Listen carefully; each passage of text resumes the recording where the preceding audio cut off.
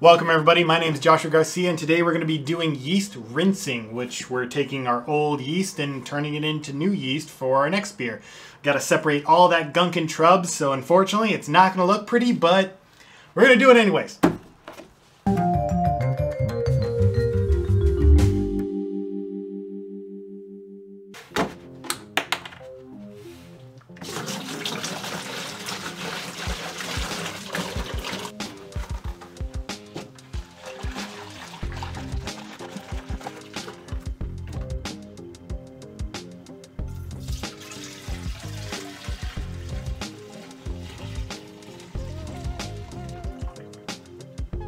And that's pretty much it. I wish there was more to it, more that I could show you. It's kind of gross though, you know how trub looks.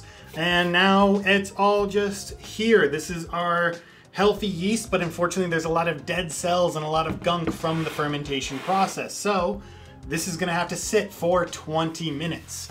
Now for me, I just want to do one wash. So I'm just waiting for all the dead yeast cells and all the things that I don't want to settle to the bottom. Everything else on top is going to go into a mason jar, and that's going to be my new yeast. Now while we wait for that to happen, I got some other things to talk about. Okay, so first off, why are we washing our yeast? And it's just so that we can reuse it again. You know, yeast is one of the most expensive part of our homebrew cycle. The yeast can be up to like $12 depending, and especially if you don't have any way of doing a starter, you're looking at maybe buying multiple vials. Now, if you're using dry yeast, you wouldn't be doing this process. Dry yeast is very cheap and affordable, and also the production of dry yeast is meant to only be used once. So you're really not going to go in and try to recollect dry yeast. It wasn't meant for that, and the cost to cell count of what you'd be doing just doesn't make it worth it. However, if you're using liquid yeast, especially one that might be rather expensive, hard to find, or seasonal, this is a great thing to do and reuse that yeast without having to purchase it again, especially when that yeast is not available. We're dealing with yeast in a very raw form here, and any bit of bacteria could destroy what's going on. So you want to make sure you're using your sanitized water and make sure you're sanitizing the container that you're going to be using to separate everything in. And after this, we'll be putting it into mason jars, so make sure those are sanitized as well. Now, the only downside is that we're really not going to know the exact number of cell counts that we have in whatever we collect at the end. It takes a strong guesstimation and just going with your gut for it. It's kind of a leap of faith, but you're definitely getting enough cells here to reuse. And you know, I wouldn't pick at it too much. There's really no way of knowing exactly how many cells you have unless you have a microscope. So what I like doing and what I recommend would be estimating 1 billion cell count per milliliter of recollected yeast.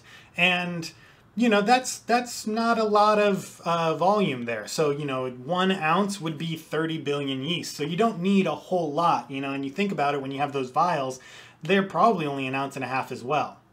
And the last thing I think we want to be aware of is just the time frame. Because we're recollecting yeast, it just doesn't keep as long as the fresh yeast that you buy in the vials. So what you really want to do is try to use it up within the next month. If you can, try and plan ahead. You know, I mean, a lot of yeasts are viable for many different things. For instance, this is the house yeast from Imperial. And that's supposed to be a very versatile yeast. You know, it allows malt to shine through and also hops. So, you know, you can do something like a blonde ale, a red ale, an IPA, and a stout. You can do all of those things with the same yeast. So if you find a yeast strain like that, you can use it multiple times in different beers.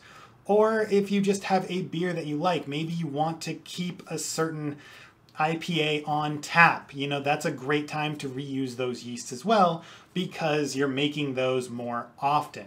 And with that, it's been about 20 minutes, so we can now see the separation of the yeast and the dead cells at the bottom. We'll grab another camera angle so you can see it better. Okay, so this is a much better angle and you can kind of see what's going on. It should be very clear to you. The bottom here is the dead yeast cells. This is what we're trying to avoid with all of our healthy and live yeast cells up here. Now, I will say that there's probably a lot of live yeast cells kind of hanging out right here on the bottom. So if you end up getting a little bit of this yeast cake down here of all the dead stuff, you will be getting some good viable yeast in there. I wouldn't worry too much. It's not going to adjust your off flavors. It's not gonna do anything bad to your beer. So what we're gonna do is we're gonna carefully pour off all of this top layer into some sanitized mason jars and get those in the fridge. That's gonna be what we'll use for our next yeast starter.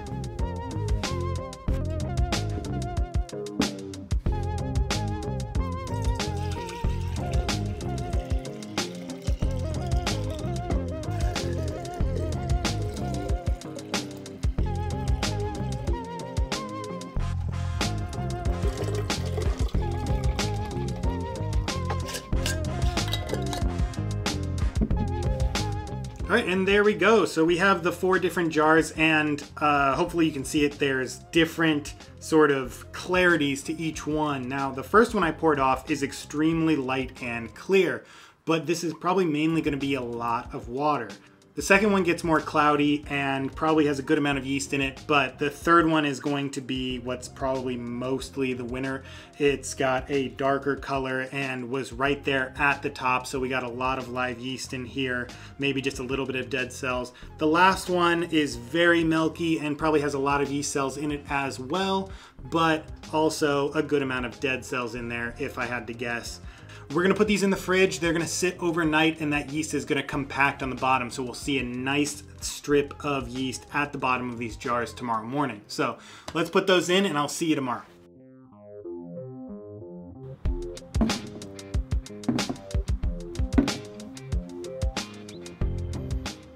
All right, here we are back at it. It is the next day and you can see all of the yeast nicely compacted at the bottom of these jars. And again, we have 1, 2, 3, and 4 from the pours, and 1 here was mostly water, and you can see it's definitely a very thin layer of yeast on the bottom. Number 2 gets a little bit bigger, maybe about double that, which is very much, this is just pure healthy yeast down here. This is a great thing to have as well.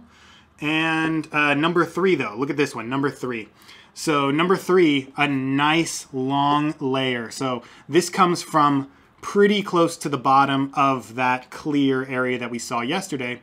It's right there at about 100 milliliters, which means it's 100 billion yeast cells in this jar right here. So if you're only able to keep 1 jar, this third jar, that third pour or that third liter that you're pouring off of that 1 gallon slurry, that's the stuff that you're going to want to keep, because that's 100 billion, the same count that would be in a White Labs vial. And then last but not least is our 4th one, and there's probably a lot of dead yeast cells in here again, but we are at like 150 milliliters. There is a lot there, so you know, I would keep this as well. I would say you probably have 100 billion yeast cells in this one at least, accounting for dead yeast cells, you know, maybe even more. We don't know for sure, but these 2 right here, why not keep them? These both can be saved, do a yeast starter, and create 2 more batches, or combine them for maybe something without a yeast. You can combine all of these, drain off the water, mix them all into 1 jar, and save it for up to a month. And then you should have over 200 billion new yeast cells,